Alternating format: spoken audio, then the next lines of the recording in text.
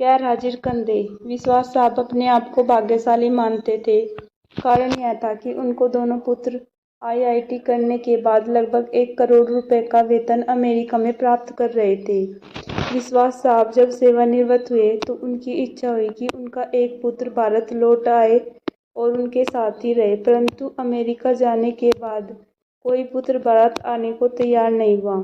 उल्टे उन्होंने विश्वास साहब को अमेरिका आकर बसने की सलाह दी। विश्वास साहब अपनी पत्नी भावना के साथ अमेरिका गए, परंतु उनका मन वहां पर बिल्कुल नहीं लगा और वे भारत लौट आए। दुर्भाग्य से विश्वास साहब की पत्नी को लकवा हो गया और पत्नी पूर्णतः पति की सेवा पर निर्भर हो गई। प्रातः नित्यक्रम से लेकर खिलाने पिलाने, दवाई देने आदि का संपूर्ण कार्य विश्वास साहब के भरोसे पर था।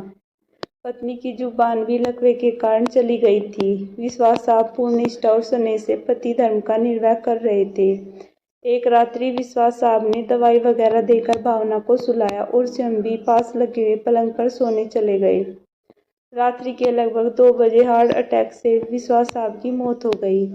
पत्नी प्रातः 6 बजे जब जागी तो इंतजार करने लगी कि पति आकर नित्य क्रम से निवृत्त होने में उसकी मदद करेंगे। इंतजार करते करते पत्नी को किसी अनिष्ट की आशंका हुई। चूंकि पत्नी स्वयं चलने में असमर्थ थी, उसने अपने आप को पलंग से नीचे गिराया और फिर घसीटते हुए अपने पति के पलंग के पास पहुंची। उसने पति को हिलाया डुलाया पर कोई हलचल नहीं। पत्नी समझ गई कि विश्वास साहब नहीं रहे।